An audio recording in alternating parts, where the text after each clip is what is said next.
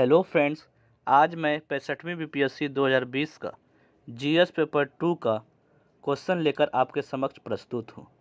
यह क्वेश्चन जो है जीएस पेपर 2 का एक पोर्शन है जिसमें भारतीय अर्थव्यवस्था और भूगोल से क्वेश्चन पूछा जाता है।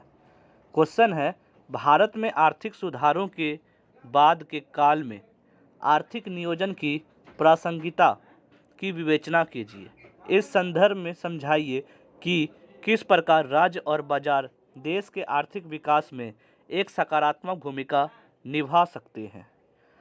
तो फ्रेंड्स, हमें पहले क्वेश्चन को अच्छी प्रकार से समझना है। क्वेश्चन में बोल रहा है कि भारत में आर्थिक सुधारों के बाद के काल में आर्थिक नियोजन की प्रासंगिकता की विवेचना कीजिए। प्रासंगिकता का मतलब क्या? रेलिवेंस, कि क्या आज के दौरों में क्या ये ज़मीनी स्तर पे है जो किया गया है, आर्थिक सुधार किया गया है, क्या वो आज के दौर में रेलिवेंस रखता है कि सिर्फ कागजी पर ही है, या फिर इसे ज़मीनी स्तर पर या ग्राउंड लेवल पर जो बोलें कि ये रेलिवेंस करता है। तो हमें ये बताना है। तो इसमें हम लोग को क्या क्या चर्चा करना है? इसमें चर्चा करना है कि नियोजन अर्थव्यवस्था होता क्या, मतलब कि आर्थिक नियोजन है क्या, उस पर चर्चा करना है। थोड़ा सा इसके लक्ष्य के बारे में बता देंगे कि आर्थिक नियोजन का लक्ष्य क्या होता है। फिर उसके बाद हम लोग चलेंगे कि स्वतंत्रता के बाद से लेकर 1991 में जो नई आर्थिक नीति आया उसमें क्या क्या चीज़ें हुई और क्या क्या कमियां रही। फिर दूसरा क्वेश्चन है कि इस संदर्भ में समझाइए कि किस प्रकार राज्य और बाजार देश के आर्थिक विकास में एक सकारात्मक भूमिका निभा सकते हैं। तो फ्रेंड्स, हम लोग इसके बारे में भी चर्चा करना है कि किस प्रकार से दोनों में आपस में तालमेल बनाकर एक दूसरे का मदद करके राष्ट्र के विकास कर सकता है, उसके बारे में चर्चा करना है। फिर हम लोग उसके बाद भी चर्चा करेंगे कि क्या क्या चीज़ें और हैं जो सरकार के लिए चैलेंजेस है, मतलब कि दिक्कतें हैं, उस समस्याओं को हल करके आगे बढ़ना पड़ेगा। तो चलिए फ्रेंड्स, शुरू करते हैं। नियोजित अर्थव्यवस्था वह है जिसमें राज्य आंशिक या पूर्ण रूप से सहभागी होता है और अर्थव्यवस्था को निर्देशित करता है। राज्य बाजार के लिए नियमों का निर्धारण करता है ताकि बाजार द्वारा अपनी मनमानी ना की जा सके। तो फ्रेंड, जैसे कि हम आर्थिक नियोजन का मतलब क्या होता है? आर्थिक नियोजन का मतलब होता है कि सरकार के द्वारा या आंशिक या पूर्ण रूप से क्या करना है कि उसे नियंत्रित करना, बाजार को नियंत्रित करना होता है।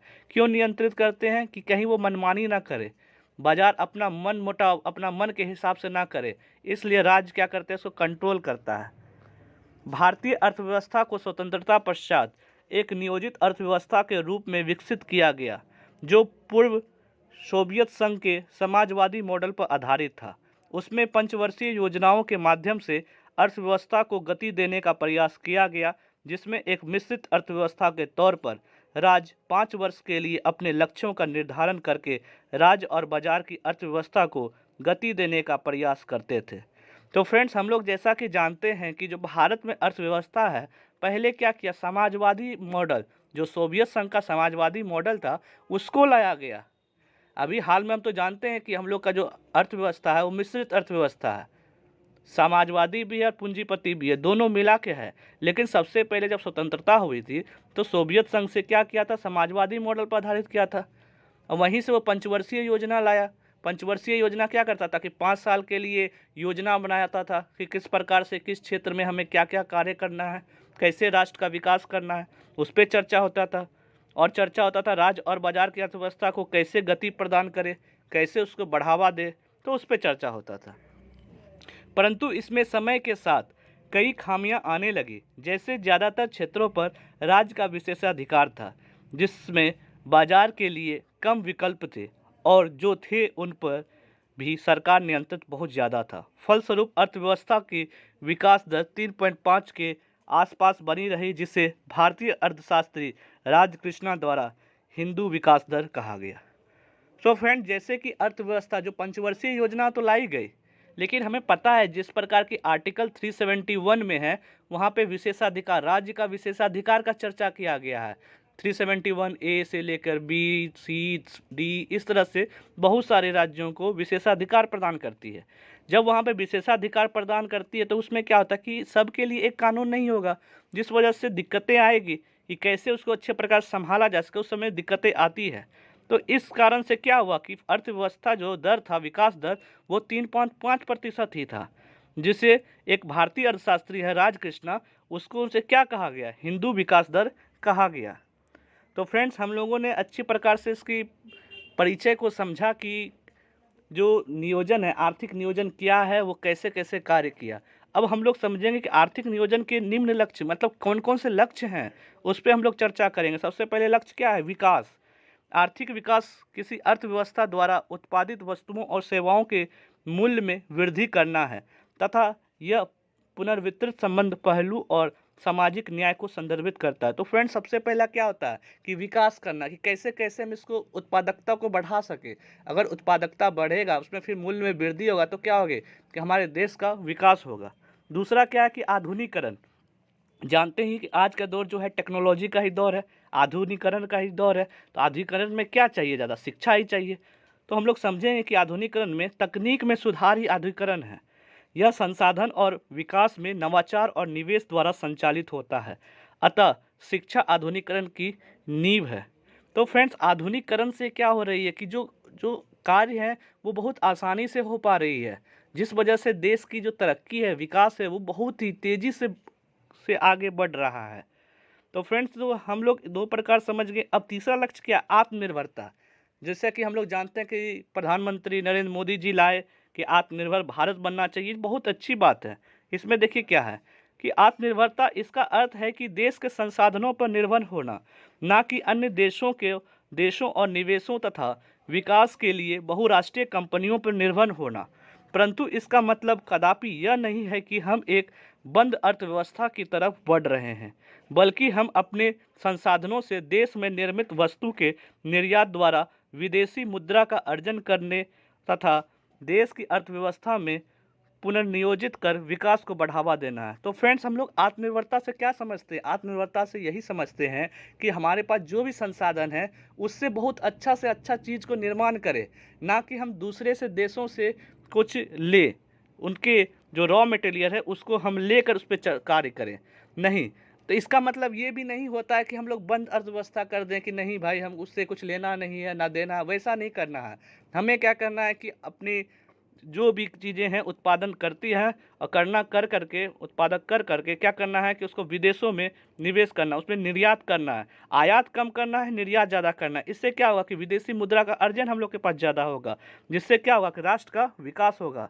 चौथा क्या है, सामाजिक न्याय। इसका अर्थ है कि समावेशी और न्याय संगत विकास, जहां असमानता नहीं हो और विकास का लाभ सभी तक पहुंच सके। इसके लिए ग्रामीण, शहरी, पुरुष स्त्री जाति विभाजन, जिसमें समाज के सभी लोगों को शामिल किया जाता है और भारत की क्षेत्रीय विविधता की समाविष्टि करता है। तो फ्रेंड, चौथा क्या, सामाजिक न्याय। सभी लोगों में सामाजिक न्याय होगा तब ना, जिससे हम लोग का अगर डीपीएसपी का बात करें, जो नीति निर्देशक तत्व है, उसमें भी क्या सामाजिक न्याय का बात करता है कि लोगों के पास उतना धन हो कि वह अपना खाना खा पी सके, अपना जीवन स्तर अच्छा कर सके। तो ये कैसे हो पाएगा जब सब लोगों का, अगर हम चाहेंगे कि समान रूप से विकास हो, पुरुष स्त्री सब समान रूप से विकास हो, तभी यह संभव है। अगर ये संभव है, उसके बाद क्या होगा, राष्ट्र का विकास होगा। तो ये सब क्या थे, 4 महत्वपूर्ण लक्ष्य थे। तो चलिए फ्रेंड्स, अब हम लोग क्वेश्चन के अकॉर्डिंग पर चर्चा करेंगे कि नियोजन की प्रासंगिकता आज़ादी से 1991 के सुधार के बाद तक क्या क्या रहा। प्रासंगिकता का मतलब रेलिवेंस, कि आज़ादी से लेकर 1991 तक के जो सुधार हुए हैं बीच में, तो उससे क्या क्या रेलिवेंस है, क्या अभी ज़मीनी स्तर पर वो कार्य कर रहा है कि नहीं कर पा रहा है, उस पर हम लोग चर्चा करेंगे।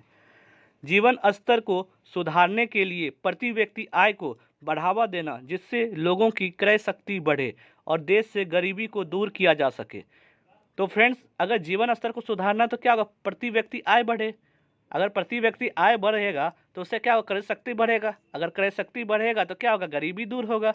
तो इसके लिए क्या कर सकते हैं, इसके लिए कृषि, उद्योग, सेवा क्षेत्र, शक्ति, परिवहन एवं संचार और सभी क्षेत्रों की विकास दर को प्रेरित करना होगा। मतलब कि उसमें बढ़ाव करना होगा, उसको बढ़ावा देना पड़ेगा, उसमें ज़्यादा ज़्यादा उत्पादकता को लाना पड़ेगा, तब ना जा करके प्रति व्यक्ति आय बढ़ेगा।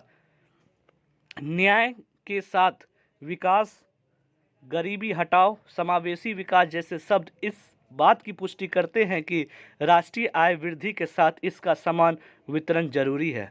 तो फ्रेंड्स, जैसे कि हाल ही में भी चर्चा रहता है कि गरीबी हटाओ, समावेशी, न्याय के साथ विकास, तो ये सब क्या है, ये सब अगर करते हैं तो क्या होगी कि आर्थिक नियोजन अगर अच्छे प्रकार से किया जाए तो देश का विकास निश्चित है।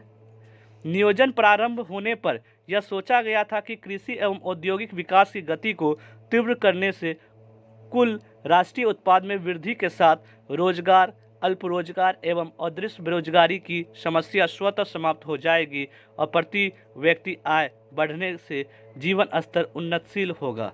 तो फ्रेंड, जैसा कि हम लोग जानते हैं कि प्रथम पंचवर्षीय, द्वितीय पंचवर्षीय सब में क्या रखा गया, तो उसमें सबसे पहले कृषि को ही रखा गया, औद्योगिक विकास को रखा गया।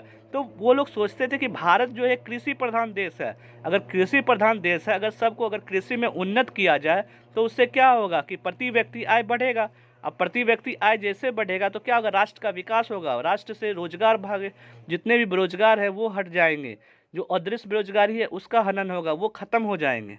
परंतु जब नियोजकों ने इस बात का अनुभव किया कि कृषि तथा औद्योगिक विकास की वृद्धि के साथ साथ बेरोजगारी बढ़ रही है, तो उन्होंने उसे रोजगार प्रदान बनाने के लिए विभिन्न योजनाओं द्वारा रोजगार सृजन एवं गरीबी निवारण हेतु अनेक कार्यक्रम चलाए गए, जो अनवरत सभी योजनाओं में किसी न किसी रूप में विद्यमान है, जैसे प्रधानमंत्री ग्रामीण स्वरोजगार योजना, मनरेगा आदि।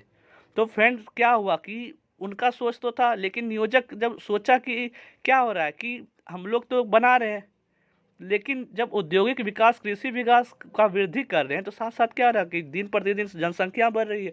जैसे जनसंख्या बढ़ेगा तो क्या होगा, बेरोजगार बढ़ रहे हैं। तो इसको निपटारा करने के लिए वो क्या किया कि निश्चित रूप से एक जो होता है कि 2-3 कार्यक्रम चलाए, जैसे कि मनरेगा चलाया। तो उसमें क्या हो रहा है कि बहुत सारे जो अनस्किल्ड लेबर है, जो बेरोजगार है, उसको क्या हो सके, उसे रोजगार मिल सके। उन्होंने क्या, प्रधानमंत्री ग्रामीण स्वरोजगार योजना चलाया। तो इस सब से वो निपटारा करने का प्रयास किया। नियोजन के माध्यम से आय की असमानता में कमी और समाजवादी समाज की स्थापना से प्रत्येक व्यक्ति के शिक्षा एवं रोजगार में समान अवसर दिए जा सके, जिसमें स्वतंत्रता के पश्चात तथा 1991 के आर्थिक सुधार के पश्चात के 30 वर्षों में असमानता में लगातार वृद्धि हुई और गरीबी के स्तर में कमी आई। तो फ्रेंड्स, क्या हुआ कि ये नियोजन, जो आर्थिक नियोजन के माध्यम से क्या किया, जितने भी असमानताएं थे समाज में, तो उसको दूर करने के लिए क्या किया उन्होंने, प्रत्येक व्यक्ति को शिक्षा देने चाहा, रोजगार देना चाहा। तो जिससे क्या हुआ, अगर रोजगार देंगे, शिक्षा देंगे, तो इस बीच में देखा गया कि गरीबी तो कम हो रही है, लेकिन असमानताएं जो हैं, अगर पढ़ेंगे लिखेंगे तो असमानताएं, हीन भावना तो भी जागृत होगी कि इसमें यहाँ ज़्यादा है, यहाँ पे कम है। तो ये सब भी दिक्कतें, जो समस्याएं उत्पन्न हुई। परंतु समाजवादी समाज की स्थापना में आय की असमानता महत्वपूर्ण रूप से कमी होनी चाहिए। तो जो आय की असमानता है वो हमेशा रहा है, क्यों, कोई अमीर अमीर होते जा रहा है, गरीब गरीब होता जा रहा है। तो अभी भी जैसे कि ऑक्सफैम इंडिया जो रिपोर्ट जारी किया, उसमें क्या किया कि जो 1% जो व्यक्ति है इस लॉकडाउन में, जो अमीर थे पहले से, वो अमीर हुए और बहुत सारे लोग गरीबी की ओर गए। भारत ने 1990 के बाद अर्थव्यवस्था में उदारीकरण, निजीकरण एवं वैश्वीकरण को अपनाया, जिससे सरकारी नियंत्रण एवं विनियमन का प्रभाव कम हुआ। फ्रेंड, जैसा कि हम लोग जानते हैं कि 1991 में जो नई नीति आया, उसमें क्या एलपीजी को लाया गया, जिसमें क्या था, उदारीकरण था, निजीकरण था, वैश्वीकरण था। जिससे क्या हुआ कि सरकारी नियंत्रण और विनियमन का प्रभाव कम पड़ा, सब कुछ खुला छूट दे दिया। साथ ही साथ नेहरू, पटेल जैसे महान विभूतियों के लोकतांत्रिक समाजवाद के दर्शन को भी अक्षुण्ण बनाए रखा गया। तो उसको भी थोड़ा सा दूर रखा गया इस सबसे। क्यों? क्योंकि अगर राष्ट्र का विकास चाहते हैं तो आपको पूंजीपतियों के हाथ में छोड़ना पड़ेगा। अगर उसको सख्त से पकड़ के रखिएगा तो क्या होगा कि राष्ट्र का विकास, वो जितने भी आर्थिक होंगे उसमें संकोचन होगा, वो ज़्यादा अधिक तरह से बढ़ नहीं सकता है। सिर्फ भौतिक समृद्धि मानव जीवन को सुखी और संपन्न नहीं बना सकती, बल्कि इसके साथ सभी नागरिकों को समान अवसर मिलना चाहिए, जिससे व्यक्तिगत और सामूहिक विकास की नीतियां अपनाई जा सके। अनुकूलतम उत्पादन के साथ साथ आर्थिक एवं सामाजिक असमानताओं को दूर करने के प्रयास नियोजन कार्यकर्ताओं को करना होगा। तो फ्रेंड, जैसा कि क्या हुआ कि जो एलपीजी लाया गया, तो उससे क्या हुआ कि व्यक्तिगत जो है कि और सामूहिक विकास होने लगा। उसमें क्या होने लगा, सब लोग के पास अपना अपना होने लगा कि हम निर्णय ले सकते हैं, आत्मनिर्भर हुआ। तो आत्मनिर्भर होने से क्या होगा कि जो लोगों में आर्थिक और सामाजिक असमानता है वो दूर होगा। 1991 के आर्थिक सुधारों के बाद ऐसा बिल्कुल नहीं है कि राज्य के स्वामित्व का पूर्णतः संकुचन हो गया, बल्कि राज्य संचालक की भूमिका से नियंत्रणकर्ता की भूमिका में आ गया। तो फ्रेंड्स, ऐसा भी नहीं हुआ कि जो 1991 का आर्थिक सुधार आया, इसके बाद ऐसा नहीं हुआ कि सब कुछ सही हो गया। तो उसमें भी क्या हो गया कि पहले राज्य संचालन कर रही थी, अब राज्य संचालन ना हो कि नियंत्रणकर्ता के हाथ में चला गया, जो कंपनी को संभाल रहा था उसके हाथ में आ गया, अब वो शोषित करने लगा। तो इससे राज्य सामाजिक न्याय के उद्देश्यों के लिए बाजार को नियंत्रित करेगा, क्योंकि बाजार का उद्देश्य लाभ कमाना है, ना कि समाज कल्याण। अतः इसमें नियोजन की महत्वपूर्ण भूमिका होगी। तो फ्रेंड, जैसा कि हम लोग जानते भी हैं कि जो बिजनेस होता है, तो ये सब में क्या होता है, इसमें सिर्फ लाभ कमाना होता है, ना कि सामाजिक कल्याण करना होता है। तो अगर सरकार को अगर इस पर भी नियंत्रण करना होगा, तभी ना राष्ट्र का विकास हो सकेगा। तो इससे क्या होगा कि वो अपना जितने भी मर्यादा होते हैं वो सबको भंग कर देगा। भारत ने जो मिश्रित अर्थव्यवस्था के स्वरूप को अपनाया है, उसमें अंतर्विरोधी प्रेरणा में एक और निजी हित है और दूसरी और सामाजिक लाभ है, जबकि नियोजन का लक्ष्य इन प्रतिद्वंदी हितों के में तालमेल बिठाकर राष्ट्रीय हित को उन्नतिशील करना है। तो फ्रेंड, जैसा कि हम लोग जान रहे हैं कि अगर समाजवादी करते हैं तो दिक्कत है, अगर पूंजीपति करते हैं तो दिक्कत है। तो इसीलिए भारत ने क्या किया, मिश्रित अर्थव्यवस्था लाया, जिससे क्या हो रहा है कि निजी हित भी हो रहा है और सामाजिक लाभ भी हो रहा है। तो इसी का तालमेल करना क्या है, आर्थिक नियोजन राज्य का कार्य है। आर्थिक नियोजन पे निर्णय, उसमें कानून बना करके क्या करना है कि राज्य क्या करेगा कि इन समूह चीज़ों पर क्या करना है, तालमेल को बैठाना है।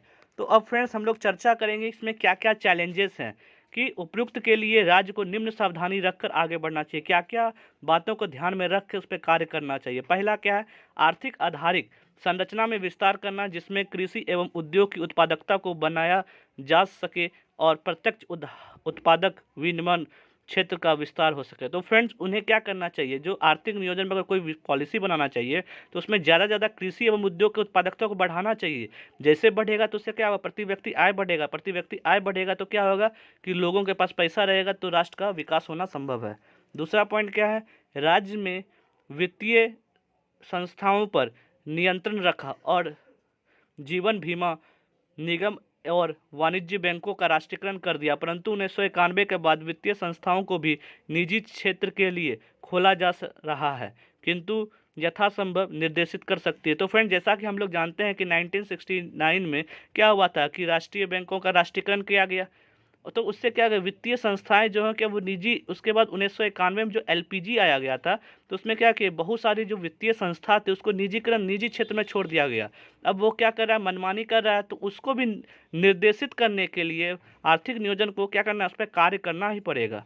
तीसरा क्या है कि एकाधिकार एवं प्रतिबंधात्मक योजना आयोग की स्थापना की गई, जिससे व्यापारिक घरानों एवं पूंजीपति उपभोक्ताओं का शोषण कर सके, परंतु ये नए आर्थिक सुधारों के अंतर्गत इसको समाप्त कर दिया गया, जिससे अर्थव्यवस्था में तेजी आए। तो फ्रेंड, जैसा कि बहुत सारे क्या कि बहुत सारे आयोग को बनाया गया जिसपे एकाधिकार और प्रतिनिधित्व नहीं हो सके, तो जिस वजह को क्या फिर 1991 के बाद इसे समाप्त कर दिया गया, जिस कारण से क्या हुआ कि आर्थिक व्यवस्था बढ़ेगा ही।